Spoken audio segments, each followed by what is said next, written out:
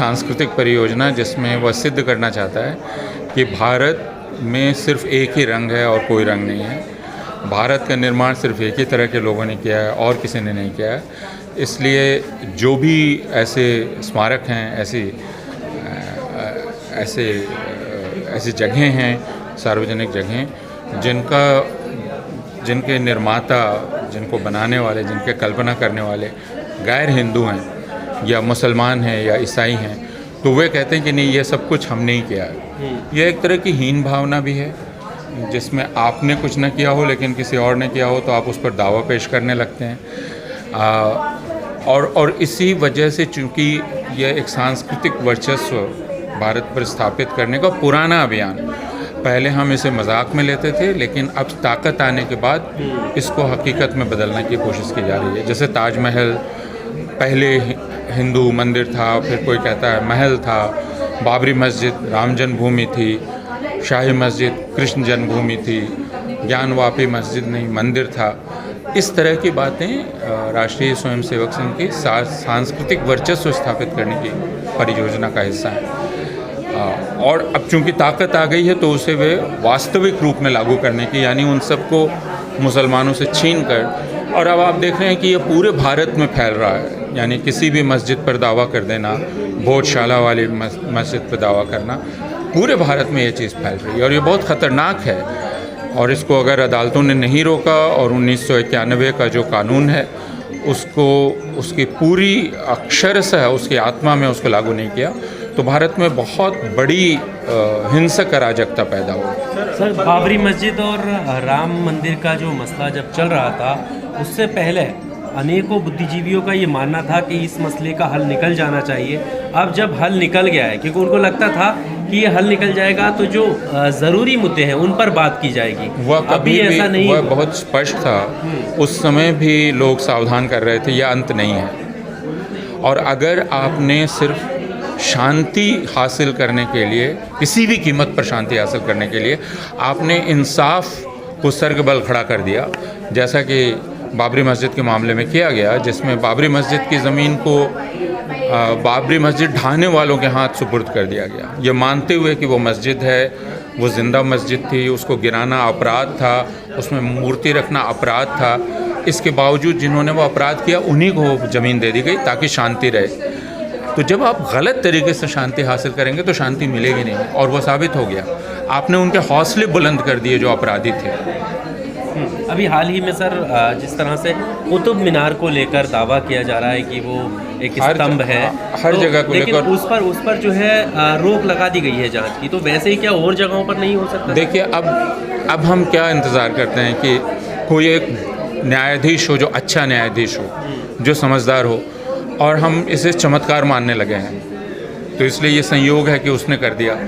लेकिन जो नियम दिखलाई पड़ेगा वो वह है जो मथुरा में हुआ, जिसमें कहा गया कि नहीं, इस मामले पर विचार हो सकता है कि ये जो शाही मस्जिद है इस पर फिर से विचार हो सकता है, इसके चरित्र पर। वही काम जो वाराणसी में अदालत ने कर दिया, और जिसको एक तरह से सर्वोच्च न्यायालय ने मान्यता दे दी, या कह के कि ठीक है कि हम चरित्र नहीं बदल रहे हैं, लेकिन चरित्र क्या है इसको जानना तो चाहते हैं। तो आप क्यों जानना चाहते हैं? इसलिए जानना चाहते हैं कि आप उसको बदलना चाहते हैं। यह बात बहुत स्पष्ट है।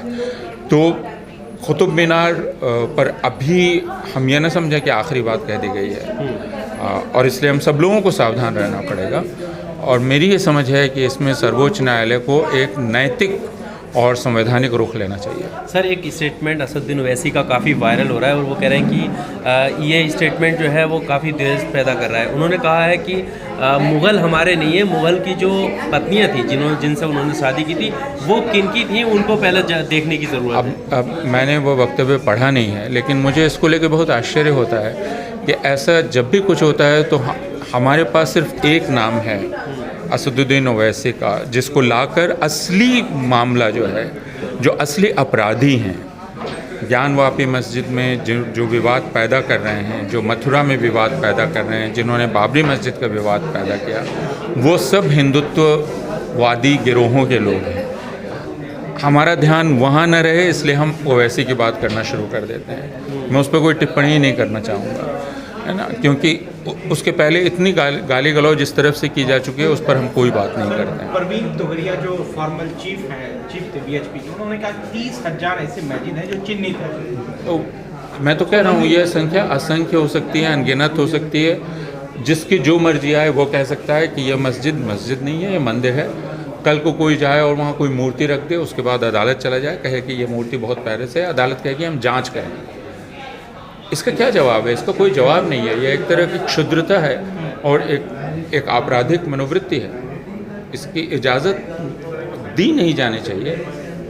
तो सर ये जुडिशरी या सुप्रीम कोर्ट ये सब क्यों इस तरीके से रवैया अपनाए हुए हैं? क्या प्रेशराइज हैं क्या? इसके बारे में क्या कहा जा सकता है अलावा इसके कि यह एक बहुसंख्यकवादी दिमाग है जो संभवतः न्यायपालिका पर हावी है।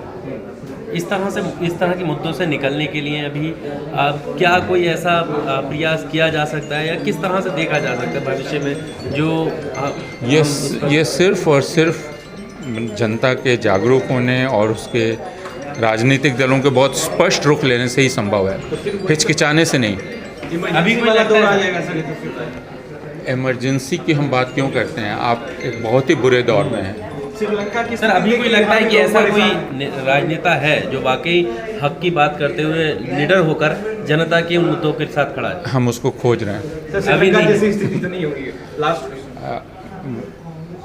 कुछ भी स्थिति हो सकती है। हम सिर्फ श्रीलंका की तरफ क्यों जा रहे हैं? हम जहाँ हैं वही बहुत बुरी स्थिति है। हम क्या इससे बुरी अवस्था में जाना चाहते हैं? दो तरह से इस विषय को देखा जा सकता है। एक जिसमें हम ये कहते हैं कि यह चूंकि स्थानीय नहीं है, हम सबको इसमें शामिल होना चाहिए। और दूसरा ये कहा जाता है कि